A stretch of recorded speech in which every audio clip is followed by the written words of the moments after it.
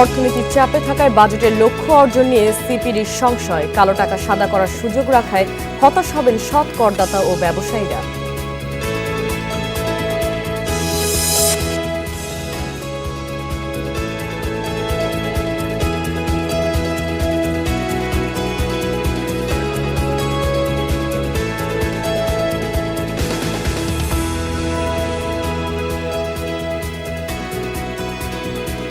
দর্শক, শিরোনাম দেখছিলেন। বৈদেশিক মুদ্রার প্রবাহ ছাড়া অর্থনীতির প্রায় সব সূচকই চাপে রয়েছে, তাই বাজেটে প্রবৃদ্ধির লক্ষ্য আরও বাস্তব ভিত্তির উপর হলে ভালো হতো। নতুন বাজেটে প্রস্তাবনা নিয়ে সিপিডির পর্যালোচনায় এমনটাই মন্তব্য করেন বক্তারা। বলেন, জিডিপি প্রবৃদ্ধি, রাজস্ব আদায় আর মূল্যস্ফীতির নিয়ন্ত্রণ কঠিন হবে। এদিকে কালো টাকা সাদা করার বিধান নিয়েও সমালোচনা করে সিপিডি। নানামুখী চাপে দেশের অর্থনীতি। একদিকে উচ্চ মূল্যস্ফীতিতে নাকাল জনজীবন, অন্যদিকে বিনিয়োগ কমায় নেই ব্যবসায় চাঙা ভাব। এর মধ্যে জ্বালানির উচ্চমূল্য ও সংকট মরার উপর খাড়ার ঘা। ঋণ নির্ভরতা কমিয়ে বিনিয়োগ বাড়ানোর নীতি কৌশল গ্রহণ করা হচ্ছে। এমন বাস্তবতায় বৃহস্পতিবার বাজেট পেশ করে বিএনপি সরকার। সিপিডির পর্যালোচনা বলছে, সরকারের লক্ষ্যমাত্রাগুলো গুরুত্বপূর্ণ হলেও অর্জন কঠিন। ৯.৪% মূল্যস্ফীতিকে এক বছরে ৭.৫% টেনে আনা প্রায় অসম্ভব। বর্তমানে জিডিপির প্রবৃদ্ধি যেখানে 4%-এর কিছু বেশি, সেখানে 6.৫% অর্জন বিলাসী মনোভাবের। রাজস্বের লক্ষ্যমাত্রা অর্জনেও আয় করতে হবে অতিরিক্ত 2,৪৫,০০০ কোটি টাকা। বিনিয়োগের যে প্রবৃদ্ধি সেটার কথা বলি, আমরা ক্রেডিট, যেটা প্রাইভেট সেক্টরের ক্রেডিট আপটেক সেটার কথা বলি, রপ্তানি বলি, আমদানি বলি, সব কিছু যে ভিত্তিটা যেটা করা হয়েছে এবং জিডিপি প্রবৃদ্ধি, আমাদের উপস্থাপনায় কিন্তু উঠে এসেছে যে ভিত্তিটাই কিন্তু ঠিক না। সরকারি ব্যয়ও বাড়বে, কিন্তু সরকারি ব্যয় থেকে উৎপাদনশীলতা যদি না হয় তাহলে কিন্তু সেটাও আবার মূল্যস্ফীতিকে বাড়িয়ে দিতে পারে। অর্থনীতিবিদরা আরও বলেন, সরকার 8টি ফ্ল্যাগশিপ মেগা প্রকল্প 2027 সালে শেষ হওয়ার কথা বলছে, কিন্তু প্রকল্প বাস্তবায়নের হার শঙ্কা জাগানিয়া। এক্ষেত্রে বাড়তে পারে ব্যয়, থোক বরাদ্দে রয়েছে দুর্নীতির সুযোগ। এদিকে কালো টাকা সাদা করার সুযোগে হতাশ হওয়ার সম্ভাবনা রয়েছে সৎ করদাতাদের। সরকার যে বিভিন্ন প্রকল্পে যে থোক বরাদ্দ, এই থোক বরাদ্দে কিন্তু অসম্ভব রকমের উল্লম্ফন। এটা একটা চিন্তার বিষয়, কারণ থোক বরাদ্দ জানেন যে সেখানে কোনো প্রকল্পের জন্য, নির্দিষ্ট প্রকল্পের জন্য থাকে না। আমাদের স্ট্যান্ড ঠিকই আছে, কিন্তু তাদের মনে এটা হতে পারে যে তারা যেহেতু একটা নীতিমালার পরিবর্তন করছেন, নীতিমালার দুর্বলতার কারণে যেসব টাকা কালো হয়ে গেছে সেটাকে একটা আমরা শেষবারের মতো একটা সুযোগ দেই। তবে বাজেটে কৃষি ও ফ্যামিলি কার্ড, স্বাস্থ্য ও শিক্ষা খাত আর সৌরবিদ্যুতে বরাদ্দ ও গুরুত্বকে সাধুবাদ জানিয়েছে সিপিডি। তবে সুফল নিশ্চিতে বাজেট বাস্তবায়নই যে বড় চ্যালেঞ্জ। এটার জবাবদিহিতা নিশ্চিত করবেন ব্যয়। হুমায়ুন রশিদ, যমুনা নিউজ, ঢাকা। রাজনৈতিক পট পরিবর্তনের পর নির্বাচিত সরকারের প্রথম বাজেট। অর্থনীতিবিদরা বলছেন, মূল্যস্ফীতির লাগাম টেনে ধরাই বড় চ্যালেঞ্জ। রাজস্ব আদায়ের পাহাড় সম লক্ষ্য এনবিআরের সামনে, কিন্তু অতীত অভিজ্ঞতা আশা জাগানিয়া নয়। দেশি বিদেশি ঋণের কিস্তি শোধের চাপও রয়েছে। সব মিলে বাজেট বিনিয়োগ ও ব্যবসা বান্ধব হলেও কতটা বাস্তবায়িত হয় সেটাই দেখার অপেক্ষায় জনগণ। মূল্যস্ফীতির চাপে নাকাল সীমিত আয়ের মানুষ, মেলে না আয় ব্যয়ের হিসাব। যতই দিন যাচ্ছে ততই কঠিন হচ্ছে যাপিত জীবন। নানা সংকটে আরও দরিদ্র হচ্ছে মানুষ। সমীক্ষা বলছে, এপ্রিলে মূল্যস্ফীতির হার ছিল 9.4%-এর উপরে। যদিও এবারের বাজেটে সরকার এই হারকে টেনে নামিয়ে আনতে চায় 7.5%। কিছুটা স্বস্তি নিশ্চিতে 60 ধরনের নিত্যপণ্যের উপর থেকে শুল্ক কমানোর প্রস্তাব আছে এবারের বাজেটে। সামাজিক সুরক্ষা বলয় আরও বাড়ানো হবে, কিন্তু কাগজে কলমের সুফল বাস্তবে আনাই যে বড় চ্যালেঞ্জ। প্রস্তাবিত বাজেটে সরকার রাজস্ব আদায়ের লক্ষ্য 6,95,000 কোটি টাকা স্থির করেছে। এর মধ্যে এনবিআর একাই আদায় করবে 6,04,000 কোটি টাকা। যদিও বাস্তবতা বলছে, বরাবরের মতো এবারও রাজস্ব আয়ের লক্ষ্য অর্জনে পিছিয়ে এনবিআর। ঘাটতি দাঁড়িয়ে 1 লাখ কোটি টাকার উপরে। তাহলে বিশাল এই বাজেটের অর্থের জোগানই বা কীভাবে হবে? অন্তত কোটিখানিক ট্যাক্স পেয়ার্স আমাদের এখানে হতে পারে, তো সেই জায়গাগুলো দরকার। ভ্যাটের যে লসটা হচ্ছে, রেভিনিউ লস, অর্থাৎ অটোমেশন না করার কারণে, ম্যানুয়ালি হ্যান্ডেল করার কারণে অনেক ভ্যাট কিন্তু গভর্নমেন্ট এক্সচেকারে যায় না। তো তো সেই জায়গাগুলো যদি আসলে আমরা ইমপ্লিমেন্ট করতে পারি, গভর্নমেন্টের রেভিনিউ কিন্তু অনেকাংশে কিন্তু বাড়ানো সম্ভব।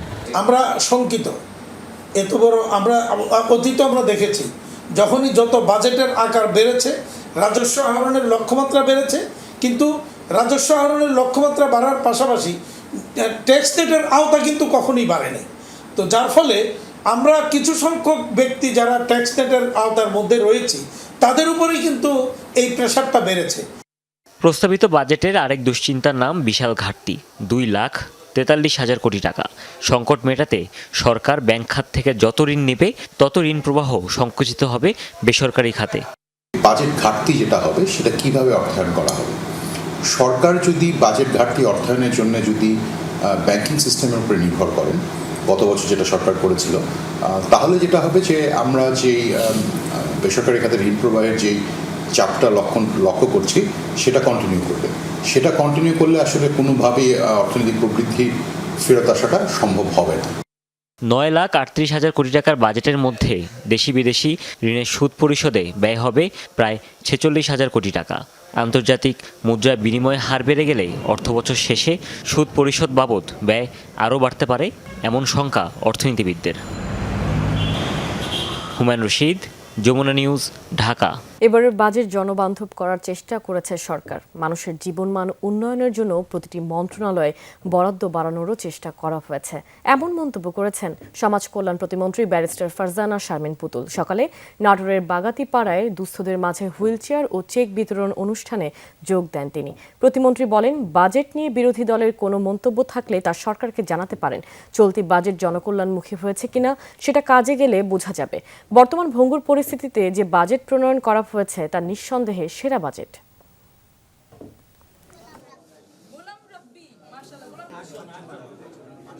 টোটালটাই জনবান্ধব একটি বাজেট দেওয়ার চেষ্টা আমরা করেছি এবং এটার সফলতা ডিপেন্ড করবে কতটুকু আমরা এটাকে এক্সিকিউট করতে পারলাম। এই ভঙ্গুর দশাতে এই মুহূর্তে যে বাজেটটা দেওয়া হয়েছে, দিস দ্য বেস্ট বাজেট মানে এভার যেটা বাংলাদেশে হয়েছে। কারণ এত ভঙ্গুর অর্থনীতি আসলে কইয়ের তেলে কই ভাজার মতো করে কিন্তু আমরা কাজগুলো করার চেষ্টা করছি, যেখানে মূল্যস্ফীতি যেন না ঘটে। প্রস্তাবিত বাজেটে মৌলিক কৃষি পণ্যের উপর উৎস কর হ্রাস করায় রাজশাহী অঞ্চলে আমের বাণিজ্য ভালো হবে বলে আশা করছেন ব্যবসায়ীরা। তারা মনে করেন, প্রণোদনায় উৎসে কর কমার ফলে এসব পণ্য রফতানির সুযোগও বাড়বে। ইটিপি কেমিক্যালের শুল্ক ছাড়ের মেয়াদ বৃদ্ধি ও কাঁচামাল আমদানিতে কর রিয়াতের প্রস্তাব এই অঞ্চলের রেশম শিল্পে সহায়ক হতে পারে বলে মনে করেন উদ্যোক্তারা। ব্যবসায়ীরা বলছেন, আমদানি পর্যায়ে উচ্চ মূল্যের হিমায়িত মাছের উপর নতুন করে ভ্যাট আরোপে অঞ্চলের দেশীয় মাছ চাষকে আরও উৎসাহিত করবে। তবে বাজেটে খুচরা ব্যবসায়ীদের উপর আগাম কর আরোপের প্রস্তাব নিয়ে অসন্তুষ্ট তারা। রাজশাহী বিভাগে আমের বাণিজ্যের পরিমাণ 10,000 কোটি টাকার কাছাকাছি। সরকারি হিসেবে শুধু রাজশাহী জেলাতেই প্রতি বছর আমের ব্যবসা হয় প্রায় 800 কোটি টাকার। এবারের বাজেটে মৌলিক কৃষিপণ্যের উপর বিদ্যমান উচ্চকর কমানোর প্রস্তাব স্থানীয় আম ব্যবসার সম্ভাবনা আরও বাড়াবে বলে মনে করছেন ব্যবসায়ী নেতারা। সুফল পাবে পান ও আলুর মতো কৃষিপণ্য। আমাদের অঞ্চলে প্রচুর পরিমাণে আম উৎপাদন হয়, আলু উৎপাদন হয়, পান উৎপাদন হয়। এইসব জিনিসগুলা আপনার হচ্ছে পরিবহনটা যদি ঠিকঠাক মতন আমরা করতে পারি, রেলপথে অথবা পানিপথে যদি আমরা এই পরিবহনটা করতে পারি, আমরা অবশ্যই এইসব খাতগুলোতেও আমরা অনেকটাই মানে বাজার ধরতে পারবো এবং এই এলাকার কৃষকদের জন্য এটা উপকার হবে। ব্যবসায়ীরা বলছেন, আমদানিকৃত উচ্চমূল্যের হিমায়িত মাছের উপর ভ্যাট ও পাঙ্গাসের ফিলেটের উপর সম্পূরক শুল্ক আরোপের প্রস্তাবে লাভবান হবেন মাছ চাষিরা। হিমায়িত যে মাছটা আমরা বাইরে থেকে আমি ইম্পোর্ট করে নিয়ে আসতাম সেটাকে তারা কর আরোপ করেছে এবং এটাকে মানে অনিশ্চয়িত করেছে। এটা খুবই ভালো একটা বিষয় হয়ে গেছে যে সেটা হচ্ছে আমাদের এই অঞ্চলটা প্রচুর পরিমাণে মাছ উৎপাদন করি আমরা এই অঞ্চলে, সেটা সারা বাংলাদেশকে আমরা টাটকা মাছ খাওয়াই এই অঞ্চল থেকে। সেটার ব্যাপক পরিমাণে আমরা মানে এটা আমরা সরবরাহ করতে পারবো সারা দেশব্যাপী। রাজশাহীর আরেক জিআই পণ্য রেশমের ক্ষেত্রেও সম্ভাবনা দেখছেন উদ্যোক্তারা। এই শিল্পের মালিকরা বলছেন, বাজেটে রাসায়নিক সহ কাঁচামাল আমদানিতে কর ছাড়ের প্রস্তাবের সুবিধা পাবেন তারাও। আমদানিকৃত সিনথেটিক ওভেন ফেব্রিক্সের উপর থেকে সম্পূরক শুল্ক প্রত্যাহারের প্রস্তাব মিশ্র রেশম পণ্য উৎপাদনেও নতুন সুযোগ তৈরি করবে। রেশম সুতা যেহেতু পুরোপুরি আমরা আমদানির উপর নির্ভরশীল, তো আমদানি যদি ট্যাক্স কমে যায় তাহলে সুতার দাম কমলে অটোমেটিক্যালি এর প্রোডাকশন কস্টটা কমলে আমাদের অন্যান্য বস্ত্রের সাথে তুলনা করে আমরা এখানে ভালো বস্ত্র তৈরি করে আমরা নিজেদের চাহিদা পূরণ করে বিদেশে রপ্তানি করার সুযোগটা পাবো। যদিও আমদানি নির্ভরতা কমিয়ে আগামীতে স্থানীয় পর্যায়ে কাঁচামাল উৎপাদনের সুবিধা বৃদ্ধির নীতিগত কৌশল গ্রহণ জরুরি বলে মনে করেন তারা।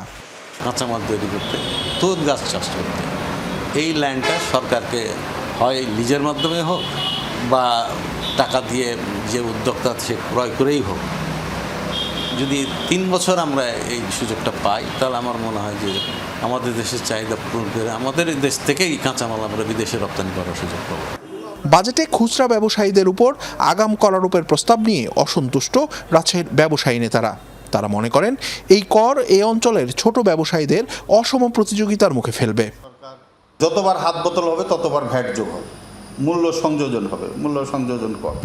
তো ওই আগাম ট্যাক্সটাও তো সেই পর্যায়ে চলে যাচ্ছে। আমি একটা পণ্য কিনে আনবো, আমি কিন্তু ট্যাক্স দিয়ে কিনে আনবো, আবার আমি বিক্রি করব, আমার কাছেও আবার রাজস্ব বোর্ড ট্যাক্স নেবে, আবার আমি একজন রিটেলারের কাছে বিক্রি করবো, সেখানেও ট্যাক্স নেবে। তো এটা কিন্তু ওই ক্যাটাগরিটা ভ্যাটের মতোই হয়ে গেল। এতে কিন্তু দ্রব্যমূল্য বাড়বে। ব্যবসায়ী নেতারা বিশাল এই বাজেট বাস্তবায়নে স্বচ্ছতা নিশ্চিত করাকেই সবচেয়ে গুরুত্বপূর্ণ বলে মনে করেন। শিবলি নোমান, যমুনা নিউজ, রাজশাহী। প্রস্তাবিত বাজেট নিয়ে মিশ্র প্রতিক্রিয়া জানিয়েছেন চট্টগ্রামের বিভিন্ন শ্রেণী পেশার মানুষ। প্রত্যাশা এবং প্রাপ্তির হিসাব মেলাচ্ছেন অনেকে। নিত্যপণ্যের মূল্য বৃদ্ধি নিয়ে সাধারণ মানুষের উদ্বেগ। অন্যদিকে বন্দরের বে টার্মিনাল, মাতারবাড়ি গভীর সমুদ্র বন্দর, রেলপথে কর্ড লাইন, চট্টগ্রাম কক্সবাজার মহাসড়ক সহ সব মেগা প্রকল্প দ্রুত বাস্তবায়নের তাগিদ ব্যবসায়ীদের।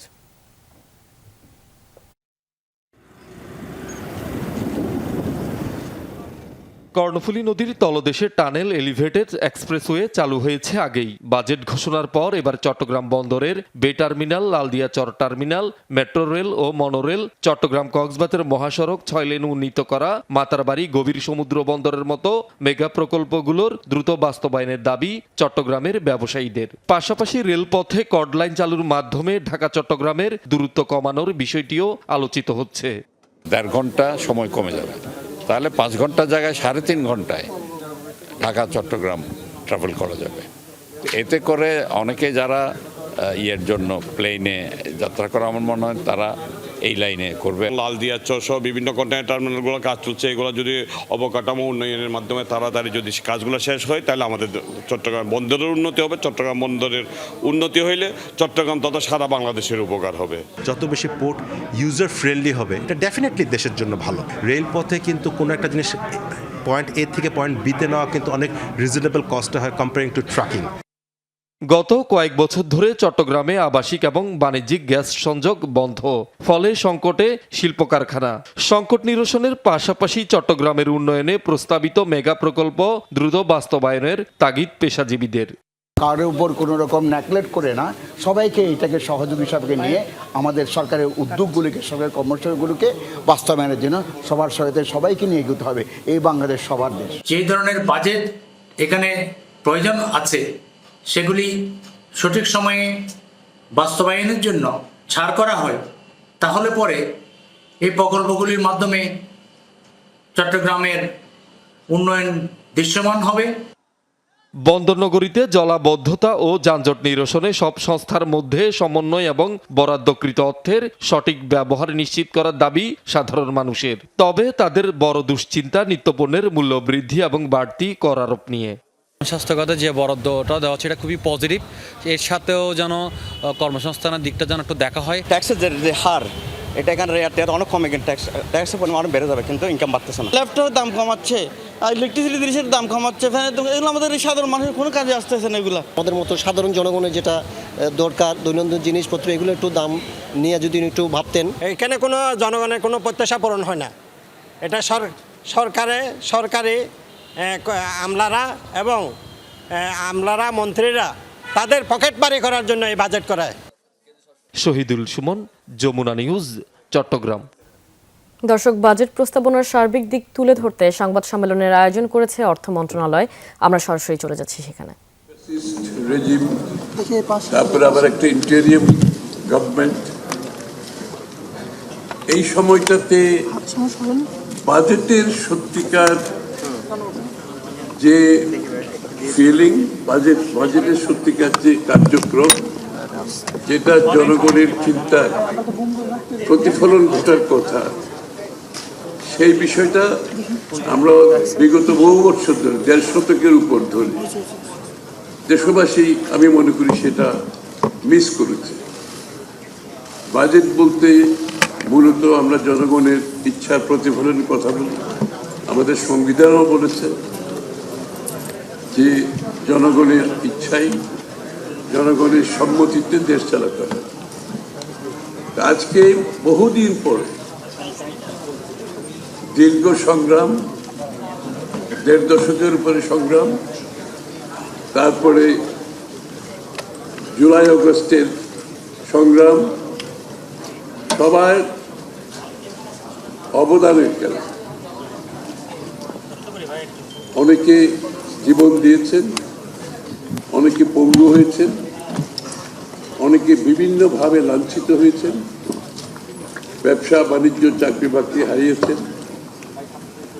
সেই প্রেক্ষাপটে আজকে বাংলাদেশের মানুষ একটি ফেব্রুয়ারি 12 তারিখ একটি নির্বাচনের মাধ্যমে তাদের প্রত্যাশা পূরণ, তাদের আকাঙ্ক্ষা পূরণ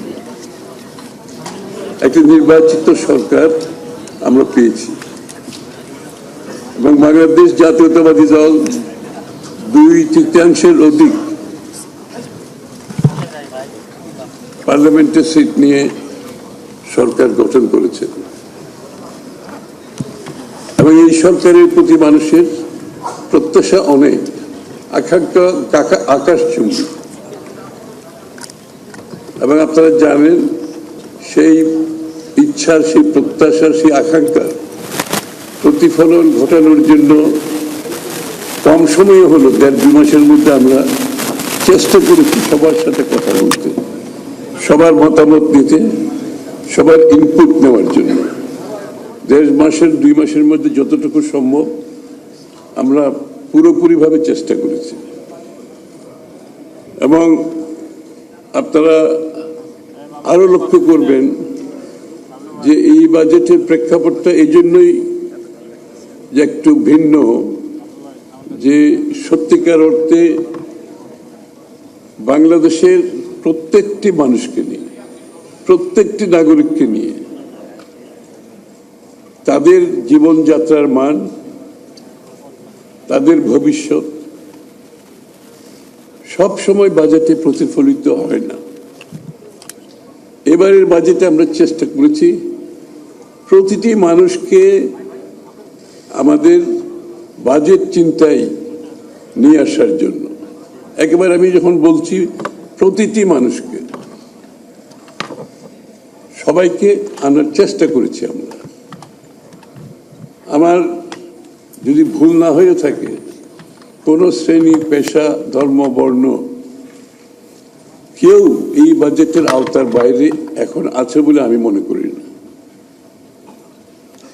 এবং এটা করতে অনেক বেশি আমাদের যে জায়গাটাই আমাদের বেশি কষ্ট হয়েছে সেটা হচ্ছে আরেকটা বিষয় যেটা ঘটে গেছে। বিগত দিনের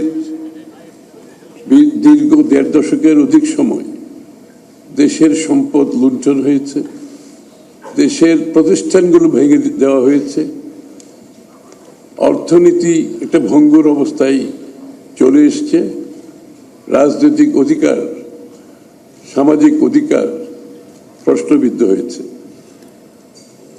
সেটা হচ্ছে আরেকটা প্রেক্ষাপট, যার কারণে আমরা সম্পদের সীমাবদ্ধতাকে কাটিয়ে ওঠা খুব কঠিন হয়েছে আমাদের পক্ষে।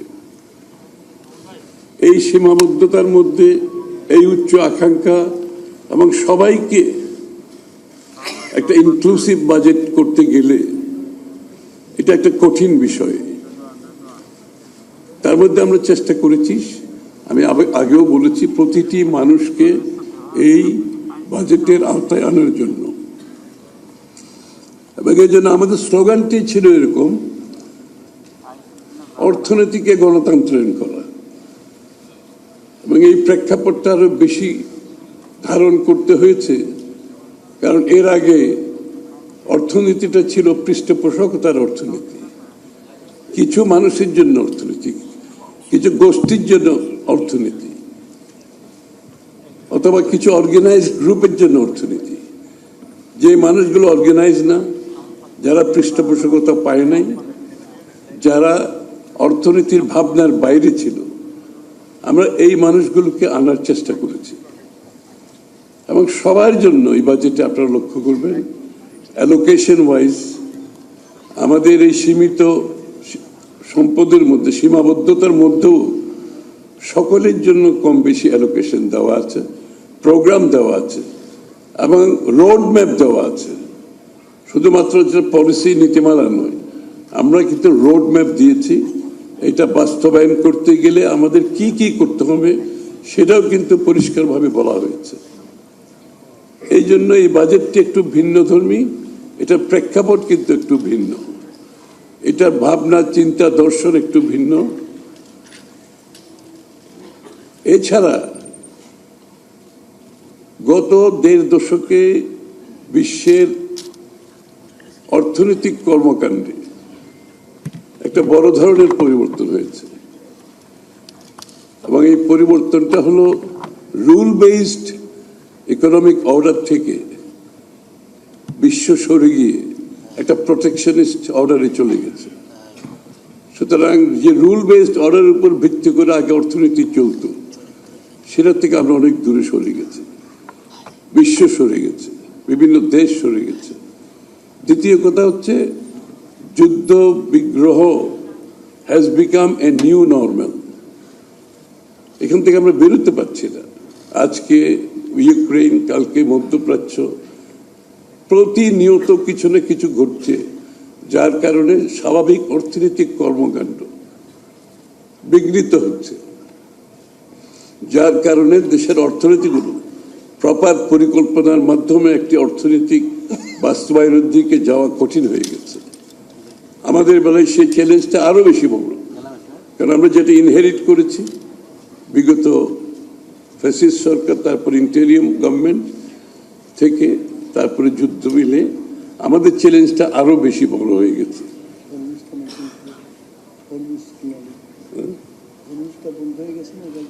হ্যাঁ, তো এখানে বিশেষ করে অভিজ্ঞতা বেশি এসছে, আপনারা জানেন জ্বালানি খাতে বেশি বড় অভিজ্ঞতা আসছে। তাছাড়া আগের যে ইনহেরিট করেছে সেগুলো তো আছে।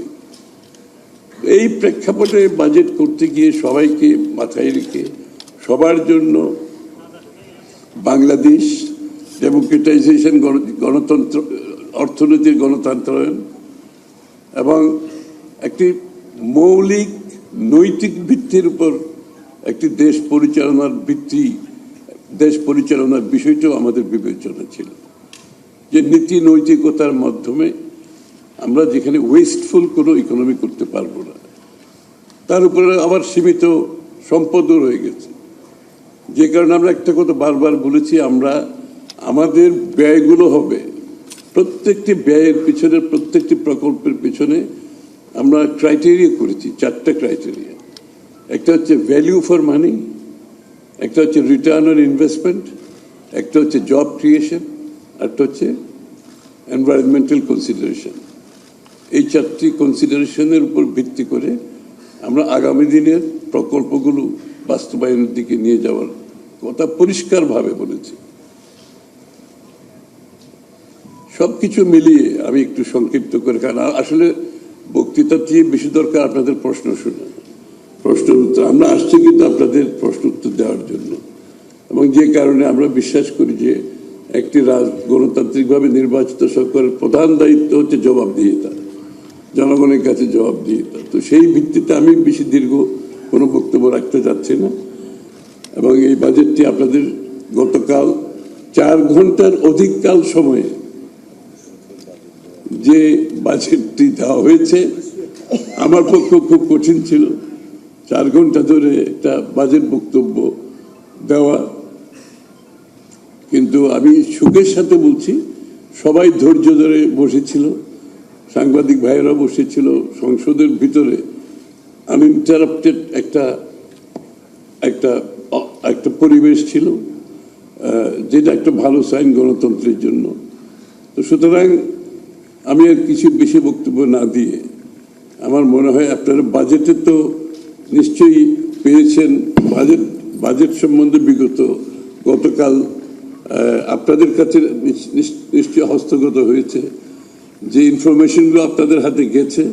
আরেকটি নাগরিক বাজেট বলে আমরা একটা প্রকাশনা করেছি, যাতে করে ওয়ান গ্লান্স, এক দৃষ্টিতে আপনারা পুরো বাজেটটাকে কম বেশি বুঝতে পারেন, অনুধাবন করতে পারেন, এবং আপনাদের মনে যদি কোনো প্রশ্ন জাগে সেটার উত্তরও আমরা দেওয়ার চেষ্টা করব আজকে।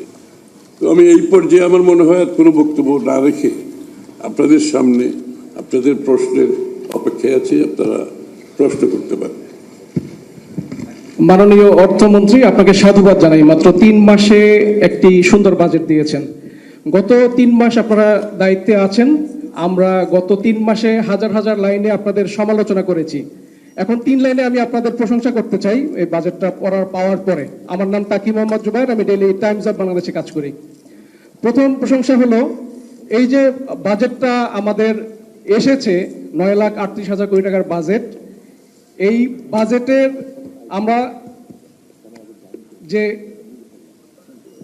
আমরা যেটা দেখেছি যে সামরিক খাতের ব্যয় বেড়েছে, কিন্তু একটি সামরিক গোয়েন্দা সংস্থার বরাদ্দ কমানো হয়েছে। অর্থাৎ গত 3 মাসে আমরা যে আপনাদের সমালোচনা করতে পেরেছি নির্ভয়ে, এই বাজেটটা আমাদেরকে মেসেজ দিচ্ছে সামনের দিনেও আমরা নির্ভয়ে আপনাদের যৌক্তিক সমালোচনা করতে পারবো। এই জন্য আপনাদেরকে সাধুবাদ জানাই। আর আমার প্রশ্নটা হলো, সরকার ইতিমধ্যে ব্যাংক খাতে চলতি যে বাজেটে 40,000 কোটি টাকার একটা বরাদ্দ ছিল ব্যাংক খাতের জন্য। আগামী বাজেটে আপনি প্রস্তাব করেছেন 36,706 কোটি টাকা বরাদ্দের জন্য। আপনার কাছে আমাদের প্রশ্নটা হলো, বাংলাদেশের ব্যাংকিং যে সংকট গত 15 বছরে 16 বছরে যে সংকটটা তৈরি হয়েছে, এই সংকটের চূড়ান্ত বিল কত, অর্থাৎ চূড়ান্ত দায় কত তৈরি হয়েছে, এবং শেষ পর্যন্ত এই দায়ের কতটা করদাতাদেরকে পরিশোধ করতে হবে। আর আপনার বাজেট বক্তৃতার একটা ত্রুটি আমার চোখে পড়েছে মাননীয় অর্থমন্ত্রী।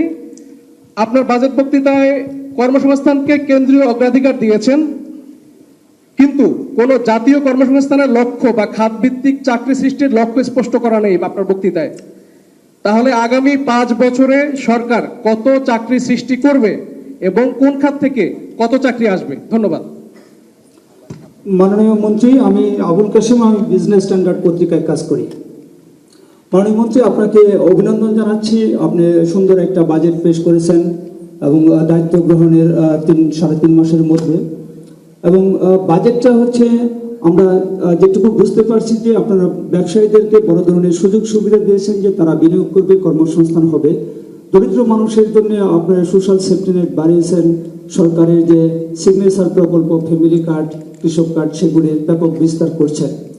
সরকারি চাকরিজীবীদের জন্য আপনি নতুন বেতন কাঠামো বাস্তবায়নের ঘোষণা দিয়েছেন আগামী 1 জুলাই থেকে।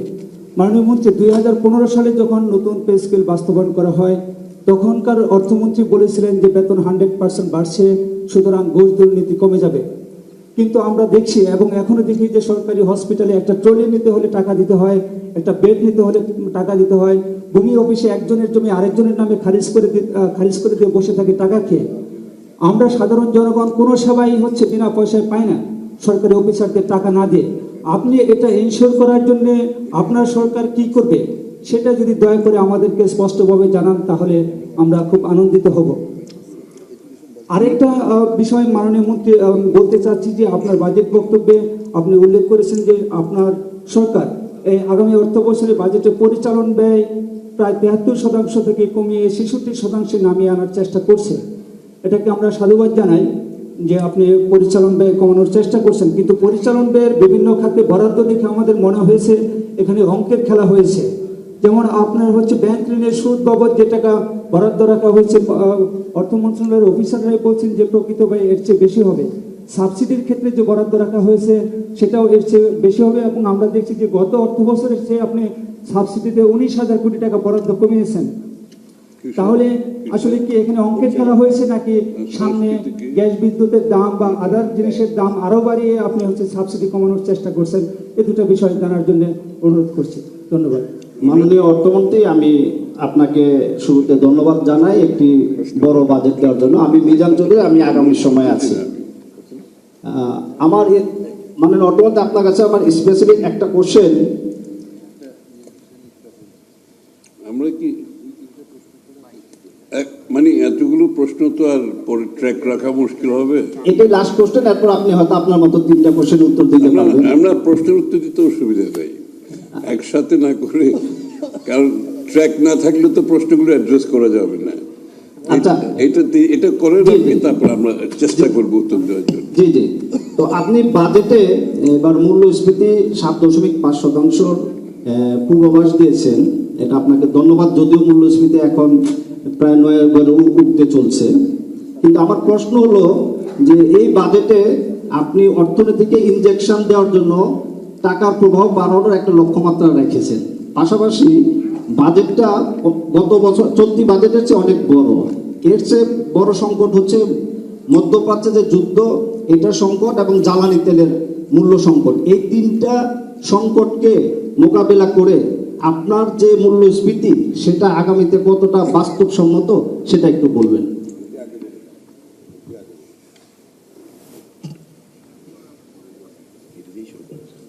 মূল্যস্ফীতি ব্যাপার হচ্ছে, আপনারা তো জানেন মূল্যস্ফীতি 3 মাসের ব্যাপার না। মূল্যস্ফীতিটা গত বেশ কয়েক বছর ধরে ক্রমান্বয়ে বাড়তে বাড়তে 9-এর উপরে 3 বছর ধরে চলছে। এর সাথে যোগ হয়েছে আপনার মধ্যপ্রাচ্যের যুদ্ধের বিষয়টা এসছে।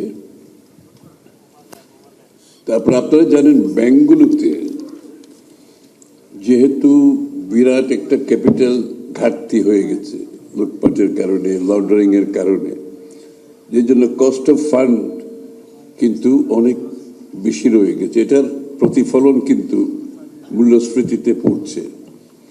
আর আমদানিকৃত যে পণ্যগুলো সবগুলো দাম বাড়ছে, বিশ্বে বাড়ছে, যুদ্ধের কারণে আরো বাড়ছে।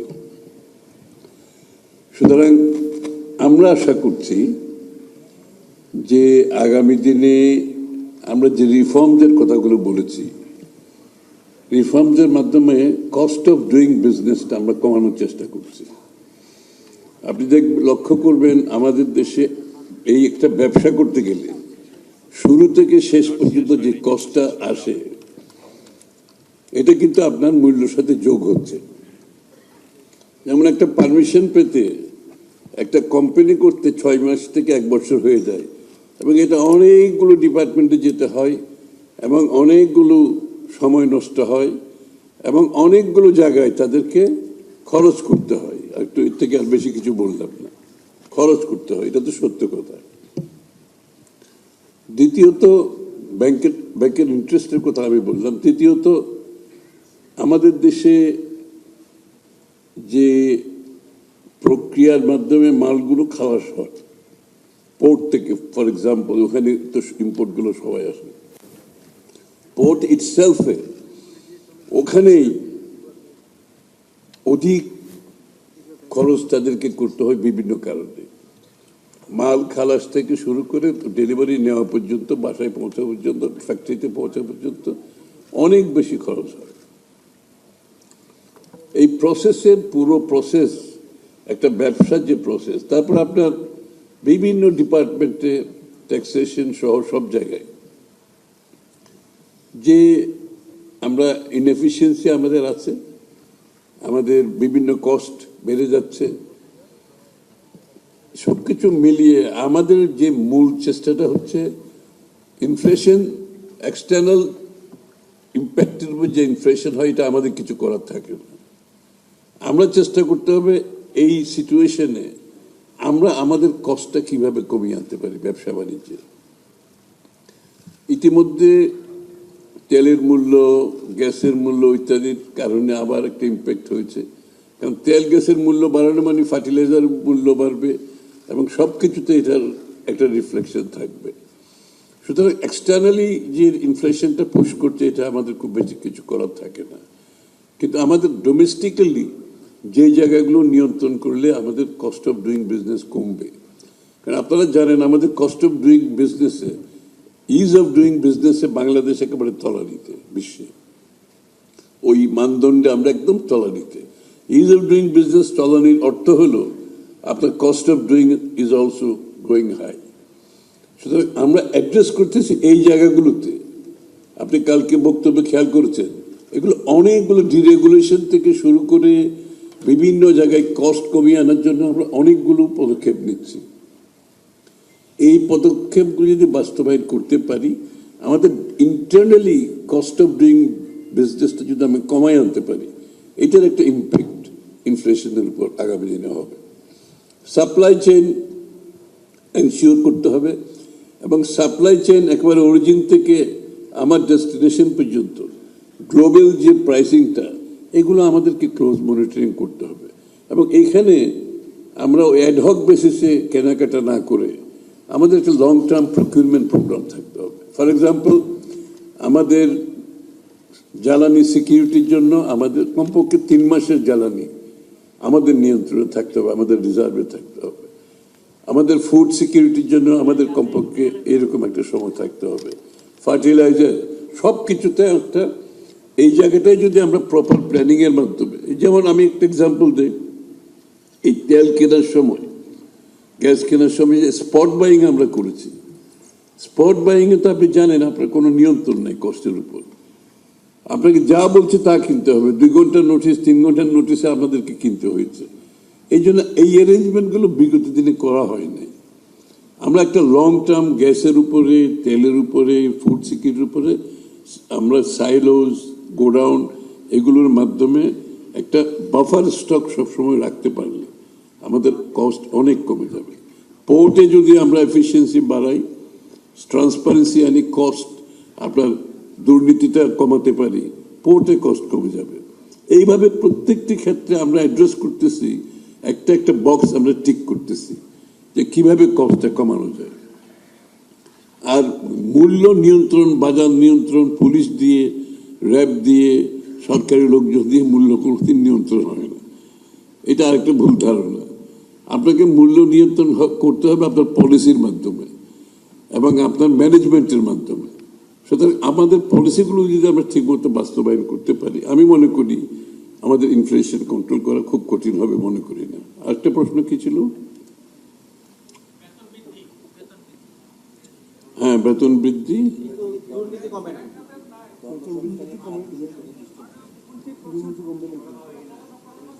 বেতন বৃদ্ধি হলে দুর্নীতি কমবে কিনা? হ্যাঁ, দুর্নীতি, বেতন বৃদ্ধি হলে তো দুর্নীতি কমার কথা। এটা তো স্বাভাবিকভাবে মানুষের যখন অভাব থাকে তখন দুর্নীতির আশ্রয় নেওয়ার তো একটা প্রবণতা থাকে, এটা তো অস্বীকার করে লাভ নেই। তা আমরা আশা করছি তাদের দুর্নীতি ছাড়াও সরকারি কর্মকর্তারা বহুদিন ধরে, প্রায় 11 বছর ধরে তাদের কি বলে কোনো ইনক্রিমেন্ট, পে স্কেল গত 11 বছর বোধ হয়, তাই না? এরকম কিছু হবে। 11 বছর ধরে পে স্কেল হয় নাই, কিন্তু এদিকে তো ইনফ্লেশন, মূল্যস্ফীতি, কস্ট অফ লিভিং তো বেড়েছে। তাহলে সেই জায়গাটা তো আমাদেরকে অ্যাড্রেস করতেই হবে, তাই না? কারণ সরকারি কর্মচারী বলে তাদের কস্ট অফ লিভিং, তাদেরকে কষ্ট পেতে হবে। বেসরকারি খাতে আবার ইনফ্লেশনের সাথে বেতন বাড়বে, এটা তো একটা ডিস্টরশন হয়ে যায়।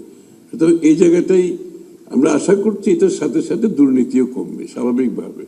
তাদের যখন আয় বাড়বে, তাদের যখন জীবনযাত্রার মান একটু উন্নত হবে, নিশ্চয়ই দুর্নীতি কমার কথা। একটা হলো কি ছিল,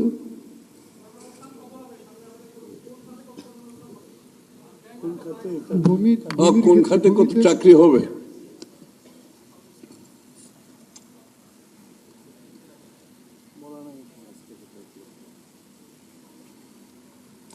এখন বাজেট বক্তৃতাই তো কোন খাতে কত চাকরি হবে এটা বলা সম্ভব না।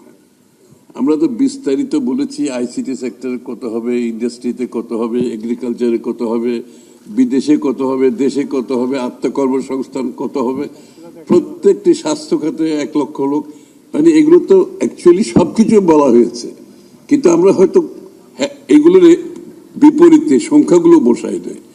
কিন্তু কোন কোন খাতে চাকরি হবে আমরা কিন্তু বিস্তারিতভাবে বাজেটে বলেছি, আমার বক্তব্যেও বলেছি। যতগুলো খাতে চাকরি হবে পরিষ্কারভাবে বলা আছে। আপনি যদি তার বিপরীতে অবশ্যই আমরা কোনো সংখ্যা দিই নাই, কারণ সংখ্যা দেওয়া সম্ভব না, কারণ কোথাও বেশি হবে কোথাও কম হবে। তো আমরা আশা করি ওভারঅল আমরা যে যে যে প্রেডিকশনটা করেছি কর্মসংস্থানে, সেটা আমরা পূরণ করতে পারব। এবং কর্মসংস্থান তো চাহিদা ক্রিয়েট করতে হবে, কর্মসংস্থান তো এমনি হয় না। দেশে বিদেশে যেটা চাহিদা আমাকে ক্রিয়েট করতে হবে, আমাকে মিট করতে হবে। এই জন্য আমরা বিনিয়োগের উপর ভীষণ জোর দিচ্ছি। কি জন্য? কর্মসংস্থান তো অবশ্যই, বিনিয়োগ মানে কর্মসংস্থান, সেটা সরকারি বেসরকারি। তারপরে আমাদের যে কর্মসংস্থানের যে প্রকল্পগুলো আছে, স্কিল ডেভেলপমেন্ট, এতদিন যেটা হয় নাই, আমাদের বিশাল একটা, এইবার আপনার দেখবেন এডুকেশন, আমাদের শিক্ষার ক্ষেত্রে যে বড় বরাদ্দ আমরা দিয়েছি, তার মূল কারণ হচ্ছে কিন্তু স্কিল ডেভেলপমেন্ট, দক্ষতা বাড়ানো। আপনি যদি দক্ষ একজন শ্রমিক হন, কর্মচারী হন, আপনার চাকরি দেশে বিদেশে সব জায়গায় হওয়া খুবই সহজ। সুতরাং আমরা এই জায়গাগুলো অ্যাড্রেস করতেছি চাকরি হওয়ার জন্য। মাননীয় মন্ত্রী, আপনাকে প্রথমেই ধন্যবাদ দেই যে বাজেটটা আপনি প্রস্তাব করেছেন, এটা নিঃসন্দেহে প্রশংসার। আর দ্বিতীয় ধন্যবাদটা দিচ্ছি, আপনি বন্দরে যে স্টক লট হচ্ছে, বন্দরে যে দীর্ঘসূত্রিতা হচ্ছে, পণ্য খালাচ্ছে, সেটা আগে আপনি উপলব্ধি করছেন এবং প্রশ্ন করার আগেই এটার জবাবটা আপনি দিয়ে দিয়েছেন এবং এটা আপনার মাথায় আছে।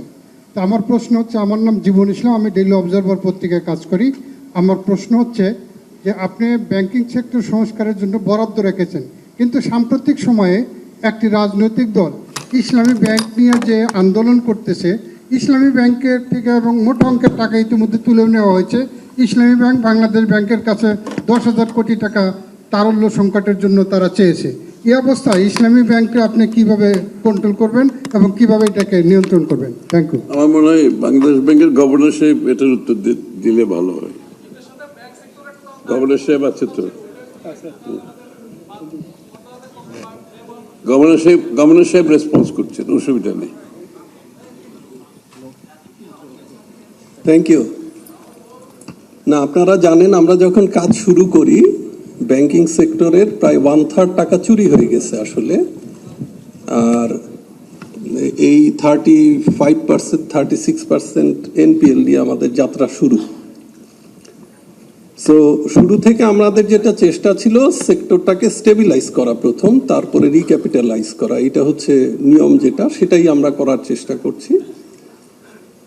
এর মধ্যে স্বাভাবিক নিয়মেই অনেক রকম, তো সোশ্যাল মিডিয়াতে গুজব, প্রথম গুজব ছিল সম্মিলিত ইসলামী ব্যাংক নিয়ে, যে সম্মিলিত ইসলামী ব্যাংকের কার্যক্রম বোধহয় বন্ধ হয়ে গেছে এই সরকার আসার পরে। আমি কয়েকটা টাইম লাইন বলতে চাই, একটু সময় নিচ্ছি, মাননীয় অর্থমন্ত্রী যদি অ্যালাউ করেন। এটা তো আপনার সাবজেক্ট, আপনি সময় নিয়ে বলুন। হ্যাঁ, আমি সম্মিলিত ইসলামী ব্যাংকের কয়েকটা টাইম লাইন বলি। আমি ব্যক্তিগতভাবে দায়িত্ব নেই হচ্ছে 26শে ফেব্রুয়ারি। আর আসার পরে আমি দেখতে পাই যে আমাদের সম্মিলিত ইসলামী ব্যাংকের চেয়ারম্যান উনি রিজাইন করেছেন কিছুদিন পরে, এবং যাকে এমডি হিসাবে সিলেক্ট করা হয়েছে উনি অপারগতা প্রকাশ করেন। আমরা কিন্তু আসলে বসে থাকিনি, আমরা সাথে সাথে একজন এমডি নিয়োগের জন্য অ্যাড দেই। অ্যাড দেওয়ার পরে এটা 25শে মার্চ ছিল লাস্ট ডেট অ্যাপ্লিকেশনের। দেন এটা বাছাই প্রক্রিয়া, আপনারা জানেন বিভিন্ন সংস্থা থেকে রিপোর্ট নিতে হয়। এই প্রক্রিয়া শেষ করতে প্রায় 1 মাস সময় লাগে। এরপরে আমরা তাদের ইন্টারভিউ নেই 6 এবং 10ই মে, এবং একজন এমডিকে সিলেক্ট করি আমরা 12 বা 13 তারিখের দিকে। দেন আমরা এটা আবার একটা মাননীয় অর্থমন্ত্রীর সভাপতিত্বে একটা কমিটি আছে, সেখানে অ্যাপ্রুভাল করতে হয়। পরবর্তীতে এটা মাননীয় প্রধানমন্ত্রীর অ্যাপ্রুভাল করতে হয়। এই প্রক্রিয়াগুলো আমরা শেষ করতে করতে মের শেষে আমাদের এই প্রক্রিয়াটা শেষ হয়। একইভাবে আমাদের যে সম্মিলিত ইসলামী ব্যাংকের বোর্ডও গঠন প্রক্রিয়া করতে কিছু সময় লাগে, এবং ইসলামী ব্যাংক, সম্মিলিত ইসলামী ব্যাংকের বোর্ডের আমরা আসার পরে যে সভা, যিনি চেয়ারম্যান যাকে নিয়োগ দেওয়া হয়, উনি গত বুধবারে না মঙ্গলবারে প্রথম সভাটা করেন এবং এটার প্রক্রিয়া এই কার্যক্রম খুব স্বাভাবিকভাবে আছে। এখানে যেটি আমরা পাই পাঁচটি ইসলামী ব্যাংকের সিবিএস যেটা আর কি, যেটা কোর ব্যাংকিং সফটওয়্যার, সেটা নিয়ে কোনো কাজ হয়নি আসলে। এটা ইন্টিগ্রেশনটা একটা বড় চ্যালেঞ্জ, আমরা এই কাজগুলো করি। সো আমরা ভিতরে বিআরডি আমাদের ডিপার্টমেন্ট যেটা, ওরা এই কাজগুলো এগিয়ে রাখে এবং আপনার আগামী কয়েক সপ্তাহের মধ্যে দেখতে পারবেন যে এর কার্যক্রম কিভাবে দ্রুততার সাথে ইনশাল্লাহ আগায়। সো আমাদের প্রথম দরকার একই কথা বললাম, স্ট্যাবিলিটি। ইসলামী ব্যাংকের ক্ষেত্রেও একটা গোষ্ঠী অভিযোগ করছে যে অবৈধ হস্তক্ষেপ করা হচ্ছে।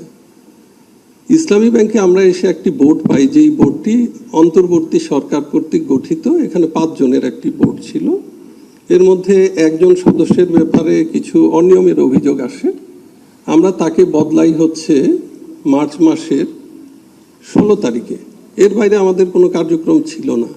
এবং ইসলামী ব্যাংকে আমরা কোনো লোনের জন্য বলি না, কাউকে বদলির জন্য বলি না, কাউর প্রমোশনের জন্য বলি নাই, এই অভিযোগ নাই। কিন্তু সোশ্যাল মিডিয়া গরম যে অবৈধ হস্তক্ষেপ করছে সরকার।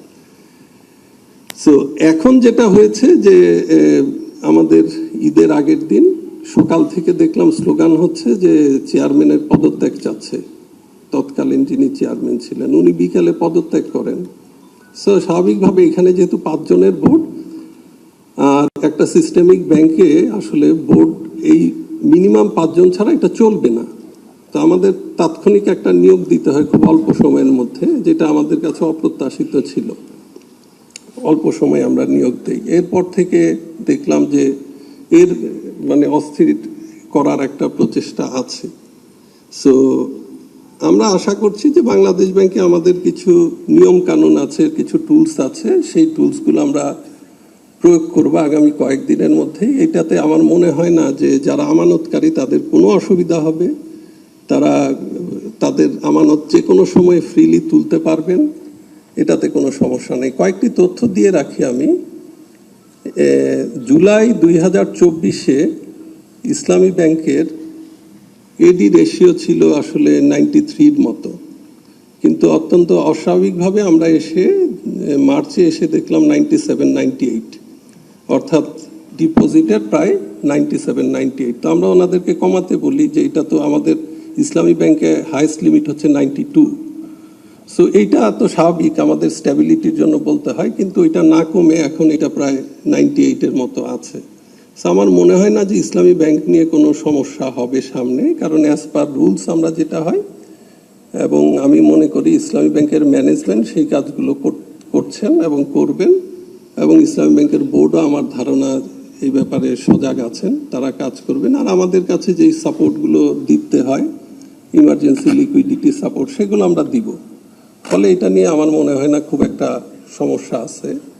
যেটা সার্বিকভাবে সবাইকে বুঝতে হবে যে আমাদের প্রায় 1/3 ডিপোজিট চুরি হয়ে গেছে।